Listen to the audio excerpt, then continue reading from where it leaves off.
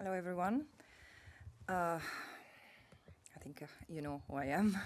I'm glad to be in Canada, invited here by a coalition of diverse groups, including Palestinian, Jewish, Muslim, group of faith, academics, students, and community groups. In a year in which I was turned into a reluctant chronicler of genocide, I feel compelled to recognize and acknowledge the victims of all genocides, past and present. And in this spirit, I feel compelled to pay tribute to the traditional custodians of the land on which we meet today, the unceded land of the Anishinaabe Algonquin Nation. As a visitor to this country and as someone who was born and raised on a continent from which colonialism and its most insidious form, settler colonialism, originated as a way to subjugate and depredate the natives, I recognize the profound injustices endured by the indigenous people in this country and in other places around the world, like in Palestine. It is not lost on me that despite the urgency of the current moment, with a few important exceptions, the political leadership in this country chose to either not meet me or withdraw invitations to meet me.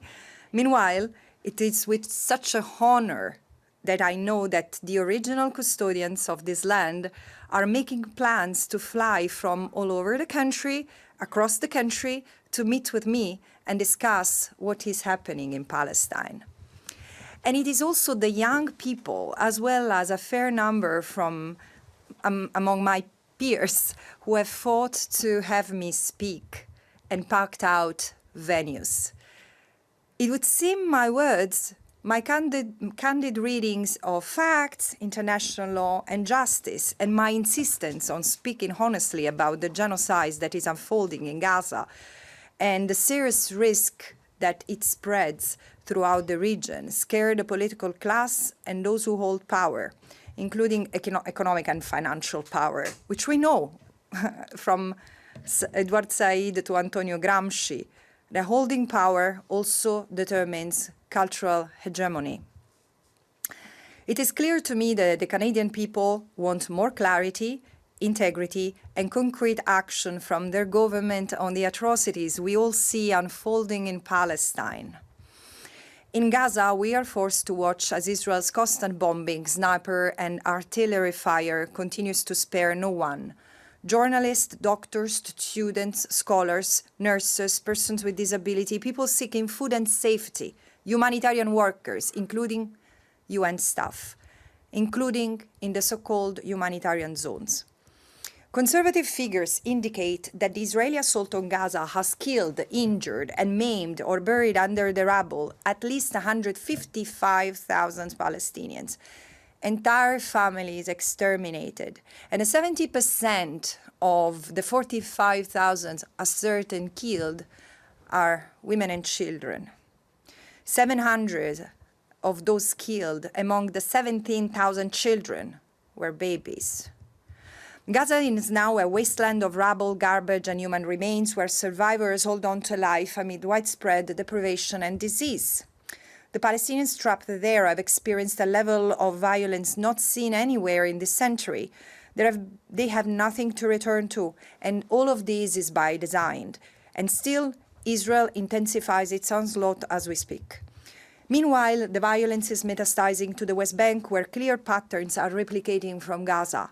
Since October 7 last year, the rate at which Palestinians have been killed has increased tenfold on the previous 20-year average, including 169 children, a fifth of all Palestinian children Israel has executed since the year 2000. Palestinian academics, human rights defenders, scholars, doctors, nurses, children have arbitrarily swept up, incarcerated in a campaign of mass arrest, now facing deprivation, torture in squalid conditions without charge or trial. Thousands have been displaced in the largest land grab in 30 years in the West Bank and East Jerusalem. And as I have continued to investigate, document, and call for action on genocide, it has been clear to me that there is also a denialism, an obscurantism that hides behind the common perception of what is genocide that has been clearly shaped by the massive horror of the Holocaust and probably the features of the Rwandan genocide. In both cases, the almost industrialized size, scale, and brutality of the extermination has been definitive of our collective understanding of the crime. But I remind you, genocide is not defined by personal opinions or particular histories. You can have genocide without mass killing and extermination, and still, in Palestine, we have this as well. The colonial amnesia of most Western states has led us to forget the hundreds of millions of people who have been genocided from Namibia, Australia, the Americas, and here, Turtle Island. Memory of the past is what will allow the future to be different, and this is why today knowledge is subversive. The crime of genocide consists of acts accompanied by the intent to destroy in whole or in part a national, ethnic, racial, or religious group as such. While destruction of the group is interpreted in physical or biological terms, case law derives intent from acts targeting the very foundation of the group, including the destruction of the spirit, the will to live, and of life itself. So when assessing intent, especially state intent to destroy a group, we must remember that genocide is a process, not a single act, including a plurality of acts and actors. So key is to identify the thread of intent that runs through this collective conduct. So in line with existing jurisprudence, my latest report assesses Israel's intent to destroy the Palestinian people holistically through a triple lens approach, considering the totality of Israeli conduct and crimes against the totality of the Palestinian people as such, across the totality of the Palestinian territory unlawfully occupied by Israel. And why do I insist on this framing? Let me explain you why. Because the Palestinians have been suffering war crimes and crimes against humanity for decades, but these alone do not expose the scale of the crime, nor illuminate the serious risk of erasure that they are facing. I'm far from alone in my assessment. By November last year, 30 independent UN experts had raised the alarm of genocide and on no less than 3 occasions. By January, the International Court of Justice had identified a plausible risk of irreparable harm to Palestinian rights under the Genocide Convention and has now indicated this provisional measures at least 3 times. In July, the same court handed down a watershed advisory opinion explicitly recognizing the occupation as unlawful in its entirety and emphasized the obligation of states not to recognize the occupation as legal, nor render aid or assistance to maintaining Israel's unlawful presence. And its full implementation is an imperative for Canada as well.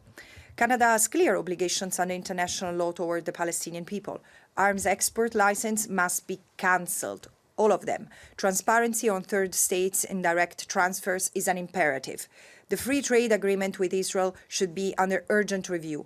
Palestinian refugees and forcibly displaced persons must be accepted and given proper and urgent protection. Palestinian and Muslim humanitarian organizations must be allowed to do their urgent work without the undue scrutiny because of their religion, because this is discriminatory. We have to speak accurately and coherently in calling this for what it is, a genocide, unlawful occupation, apartheid, and acting accordingly. Thank you. Madame Albanese, bonjour. Christian Noël de Radio-Canada. Dans le rapport, corrigez-moi si j'ai mal lu, vous demandez au Canada de revoir toute forme de collaboration avec Israël, militaire, économique, politique. Est-ce que vous demandez au gouvernement aussi de cesser ces collaborations? En fait, ce n'est pas moi qui le demande, c'est le droit international qui l'exige. Parce que, comme je faisais référence à la décision de la Cour de justice internationale du 19 juillet 2024, ça découle des obligations de tout État membre des Nations Unies de se conformer au droit international. Quand il y a des violations du droit international autant sérieuses comme celle-là que franchement Israël déjà mettait en œuvre ou commettait avant le 7 octobre, il faut ne pas reconnaître comme légales les conséquences de cette illégalité et cesser toute forme d'assistance, soutien, coopération avec disons, l'entreprise illégale ou l'acte illégal, la conduite illégale, et s'opérer, travailler jusqu'à aboutir à la cessation de ce qui est légal. C'est pour ça que l'État, le Canada doit tout revoir, et ce qui est jugé dangereux pour le droit des Palestiniens doit être suspendu immédiatement. Mais surtout, le transfert de armes, ça découle d'un ordre obligatoire contraignant de la Cour de justice internationale du 26 janvier. On risque d'être complice dans des actes de génocide, crimes de guerre et crimes contre l'humanité. Est-ce que vous avez remarqué que le Canada continue d'exporter de l'armement militaire ou de l'équipement militaire à Israël, malgré ce que dit la loi internationale? Oui. Et les Canadiens l'ont remarqué? Oui. Vous me donner des détails là-dessus? Je ne peux pas vous donner des détails parce que c'est pas que je suis en train d'investiguer la conduite de tout État membre, mais ça me semble assez objectif que le Canada a dit d'avoir suspendu tout transfert depuis le 26 janvier, mais pas ce qui était déjà ce qui était déjà opérationnel. L'autre chose que je ne sais pas si c'est le cas ou pas, mais il y a beaucoup de Canadiens qui ont cette crainte, c'est qu'il n'y a pas de transparence sur les transferts indirects, les transferts potentiels indirects d'armement ou d'autres équipements qui puissent endommager les Palestiniens sur place, mais même les Israéliens, parce que franchement, la situation dont on parle est un désastre catastrophique, soit pour les Palestiniens que pour les Israéliens. Et là, le fait que le gouvernement n'assure pas la transparence, c'est quand même problématique, je trouve, en tant que visiteur étranger. With few exceptions, political leadership in Canada has either chosen not to meet with you or withdrawn invitations to you. Can you name names of government officials like Foreign Minister Melanie Joly, for example? Did you try to reach out to meet with her? Did she say no? Can you just be more specific about that? Yeah, I was supposed to have a meeting with the full committee and with the minister, and it's not going to take place. And what I think is that it's happening because of the pressure from pro-Israel lobby groups who are very vocal, very virulent, very aggressive. What are they fearing? What are they fearing? I'm telling you the truth. I'm just speaking facts and international law. And all the talks I've had here from Montreal and in various universities and other public encounters have been incredibly powerful because they are a moment of collective grief. But there is a space for everyone to be heard and acknowledged, and clearly there is no discrimination whatsoever against anyone. But this is exactly this is why they don't want my events hosting me to take place, because it puts them in front of a mirror. So just to be clear, you were supposed to have a meeting with Melanie Joly, but that was canceled, and you think it's because of the pro-Israel group's pressure? I cannot tell you what are the causes behind the withdrawal of the invitations and agreement to have meetings. I only know that I base myself on facts. It happened after pro-Israel groups and pro-Israel individuals started to accuse my persona, my mandate of the usual, and I won't repeat the accusations because they are extremely defamatory, but this is what I think poisoned the atmosphere in Canada. It's a choice. It's a choice not to meet with a UN independent expert and in the country. Sad and true, unfortunately. Are any government officials meeting you? Not that I know of. Things might change, but I'm looking at my team and nothing has changed. But I'm meeting with parliamentarians. And as I said, I'm meeting with the original, the traditional custodians of the land, which is a nice way to be welcome officially in this country. Quel message s'envoie, ça? Pardon? Quel message s'envoie qu'aucun membres du gouvernement Trudeau acceptent de vous rencontrer à propos de ça? C'est leur choix. Aucun message. Mes messages sont... Pourquoi vous me regardez comme ça? Quel message? On ne peut pas forcer quelqu'un qui n'a pas l'intérêt à vous rencontrer. Ça va. De toutes les façons, le message est clair. Ce n'est pas qu'il ne les rejoint pas, je pense. Parce que de toutes les façons, je rencontrais plusieurs journalistes, médias. Le message voyage très clair. Je ne demande pas de la charité de la part du gouvernement. Je leur... demande de respecter le droit international et de contribuer à avancer la justice, surtout dans un pays comme le Canada qui se dit prêt à reconnaître les problèmes de son passé, un pays qui a une histoire coloniale en train de se explorer pour corriger son héritage. On ne peut pas garder cette proximité avec un État qui aujourd'hui continue à pratiquer un colonialisme de dépeuplement envers le peuple palestinien. On s'attend mieux, on s'attend plus de cohérence, tout en ajoutant les obligations du droit international que le Canada est en train de ne pas observer. Le pauvre, il est là depuis quelques... Sorry. Go ahead. Good morning, Brian Paskey from Toronto Sun. Thanks so much for allowing us to ask questions today.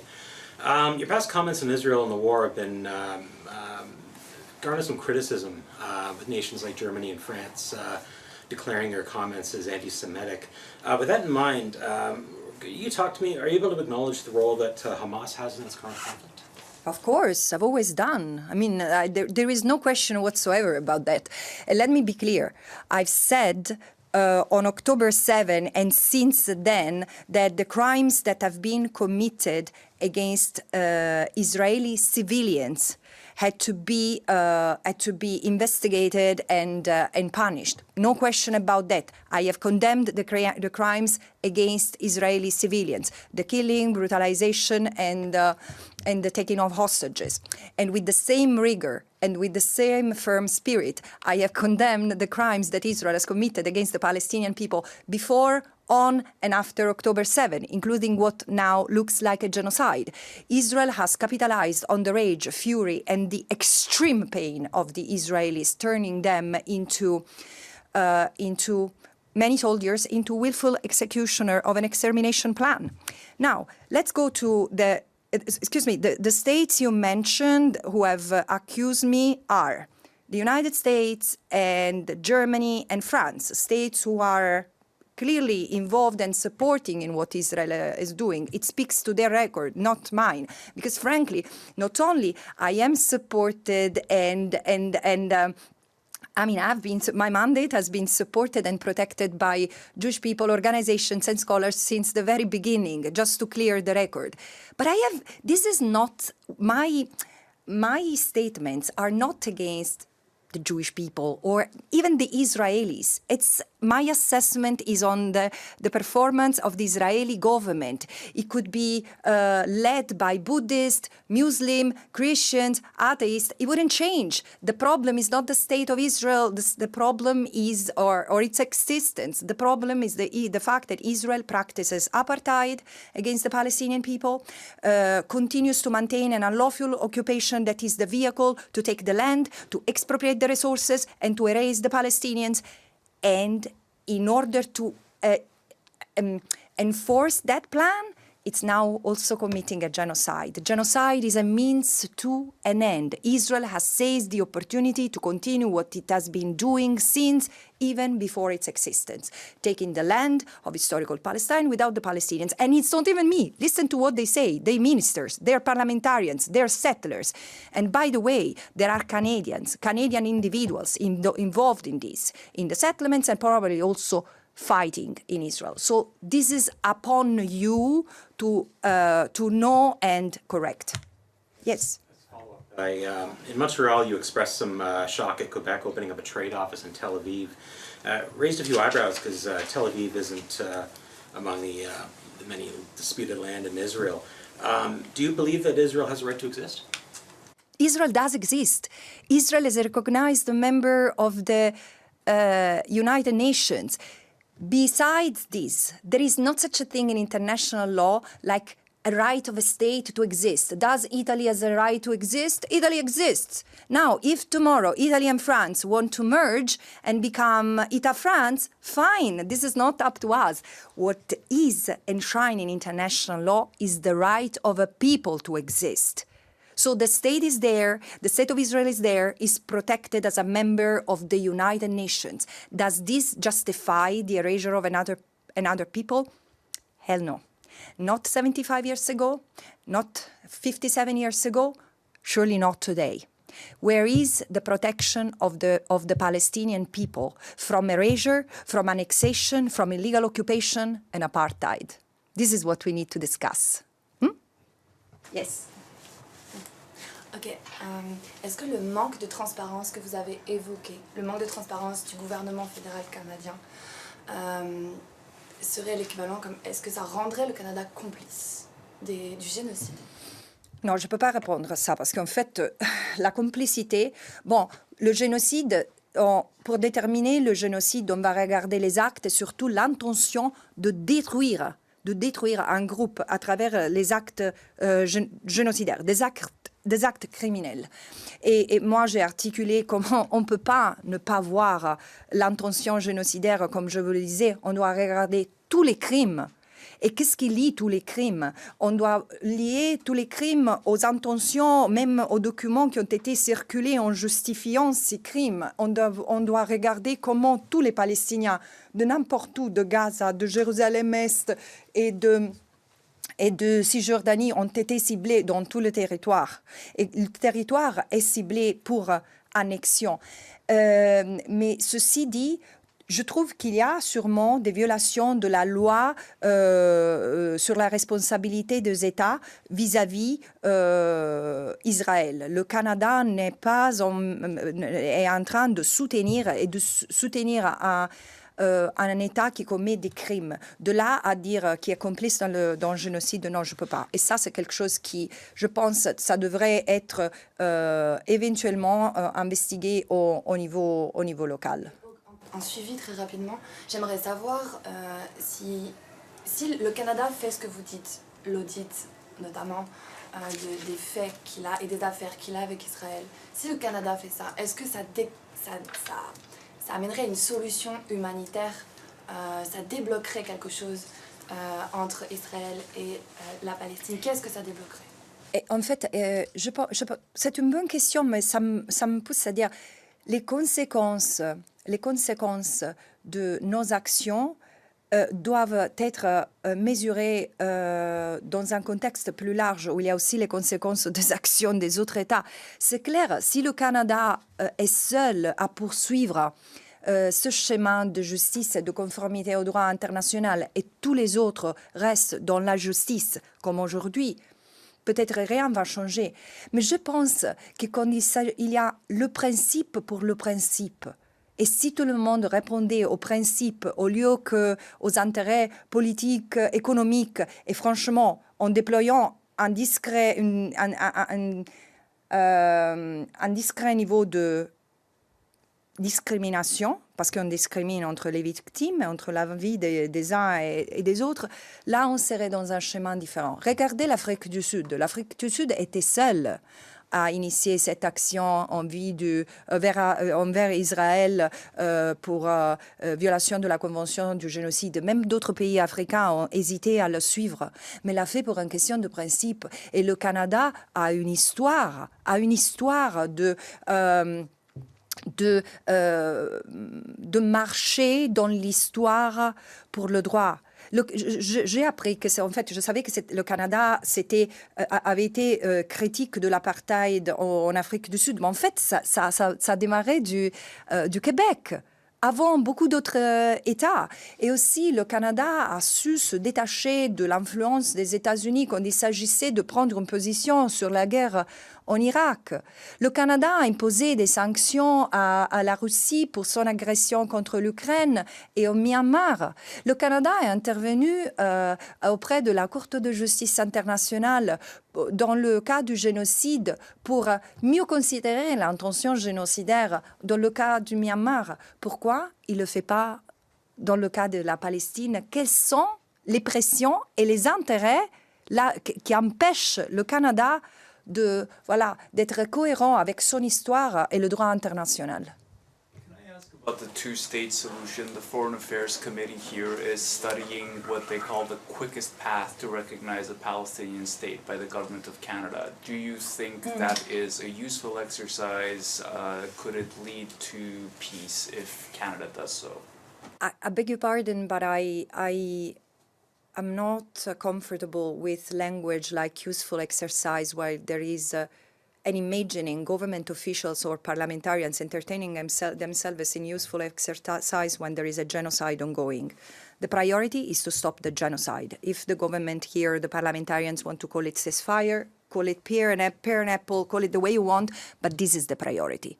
The rest is secondary, which doesn't mean that the recognition of the state of Palestine is not important. My question is, if this country has entertained the discussions on the two-state solution, how come it has not recognized the state of Palestine yet? What is to be debated? So again, recognition of the state of Palestine shouldn't take time, should be automatic, should be an act of coherence. Otherwise, if you don't recognize it, it means that you shouldn't be talking about that at all. Why are you even a voice in the debate? It's about coherence.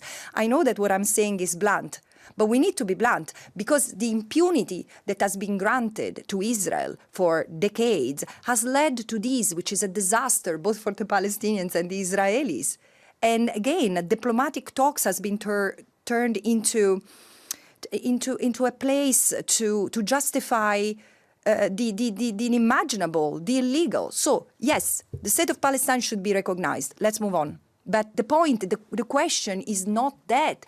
The question is self-determination. Even if you recognize the state of Palestine and it's merely a perfunctory act, what do you do to realize the right of self-determination of the Palestinians? Is Canada spending any of its political capital to make sure that the genocide ends as soon as possible, the ceasefire, whatever? But then there is already a deadline set for the end of the occupation. The ICJ has passed an advisory opinion which declares the occupation unlawful and to be dismantled unconditionally and totally as rapidly as possible. And that as rapid as possible has been defined by the General Assembly. It must happen by September next year. What is Canada doing to ensure that the occupation is dismantled? And then, more than this, there is apartheid. I know that in this country you feel uncomfortable with the word apartheid, but you have to tell me why. Because I, together with Israeli human rights organizations, Palestinian human rights organizations, Human Rights Watch, Amnesty International, Harvard University, and thousands of Israelis, talk about apartheid and give you the evidence of it. And here, like in other parts in North America, I hear, we cannot say that word. It's your problem. Again, international law is so clear that doesn't allow you to find excuses. So, however, end of the genocide, end of the occupation, end of the apartheid. This is what it means applying international law and helping build peace for Palestinians and Israelis and anyone who calls that land home. Je comprends bien et puis je ne veux pas vous mettre des mots dans la bouche, c'est pour cette raison-là que je vous le demande. Est-ce que vous en appelez au Canada à reconnaître que c'est un génocide et si c'est le cas, quelle devrait être sa première action par la suite? Alors, tout d'abord, je pense que le Canada ne peut pas ne pas assumer que la Cour de justice internationale des Nations Unies, l'organisme judiciaire le plus important des Nations Unies, a reconnu depuis le mois de janvier la plausibilité du risque du génocide. C'est suffisant. Vous savez, on ne doit pas, pour respecter la Convention sur le génocide, on ne doit même pas attendre que le génocide se passe. On a une obligation de prévenir, d'arrêter et de punir le génocide. Alors, le moment où il y a ce risque, tous les pays sont appelés à faire en mesure que le génocide ne se passe pas. Qu'est-ce que le Canada a fait? Demandez au Canada de le faire maintenant. Oui, je demande au Canada de prendre conscience et de prendre des mesures visant à empêcher que des actes de génocide soient commis en Palestine. Pour moi, ce sont déjà commis, ont été déjà commis. le Canada doit prendre des mesures, même s'il ne veut pas écouter la relatrice spéciale des Nations Unies sur la Palestine et d'autres 30 relateurs spéciaux, d'autres experts indépendants des Nations Unies, et les historiens israéliens qui ont dénoncé le génocide, Omer Bartov, Amos Goldberg, Raz Sigal et des centaines d'experts légaux, ça va. Le Canada ne veut pas accepter ça, au moins qu'il se conforme aux mesures provisionnelles ordonnées par la Cour de justice internationale. What do you think? You alluded to this in French. I just want to ask again in English. But Canada promotes itself, this government especially, as a government that supports an international rules-based order. But you can look no further to the South Africa case at the ICJ, where the Prime Minister said they respect the court but not the ruling. Canada's inaction or lack of inaction, what do you think that says to our reputation that we hold dear here, that we are a country that respects the United Nations, respects international law? How does this event, what's happening in Israel and Palestine, speak to our beliefs? I can tell you I think I made it clear in French and English what I think. I think that this is not coherent. There is a lot. Let's be very honest. You cannot say that you are in favor. You recognize the primacy of international law and then violate international law in the meantime. You cannot say that you recognize the primacy of the International Court of Justice and then you depart from the application of the principles that have been dictated by that court. There is incoherence, and that incoherence has a name, is lack of compliance.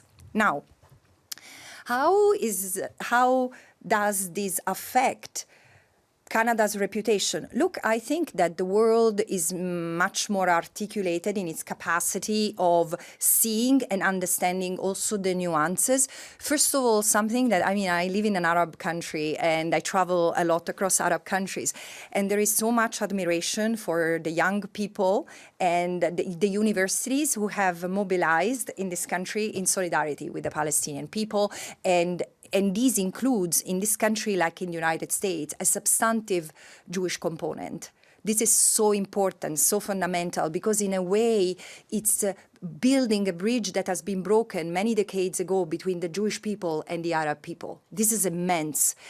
And so people differentiate the political level from the people in general. I also think that the media in this country as well, like not different from the rest of the West, have not been very diligent or led by ethical principles in reporting what was happening in Palestine before October 7, on October 7, and after.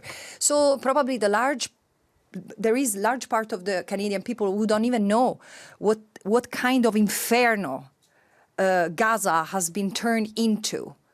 Women unable to find the basics, from running water, of course everyone, but as a woman, I would like people to empathize, to realize what it means having an entire family exterminated, not having hospitals anymore, all the universities destroyed, the 300 schools destroyed, all the UN buildings standing, 70% have been severely damaged and cannot be used. Gaza has been turned into rubble. Is it a war? No, it's not a war. Israel has predicated this genocide on the killing of terrorists, when the entire civilian population in Gaza has been qualified as terrorists, including the elderly, including the children, 17,000 children. That if I told you bunnies, there would be better reaction. But because they are Arab, we don't empathize. This speaks to our racists. And I say that as a European, I see that in us. And let's take this opportunity to do better, to recognize what doesn't work in our societies.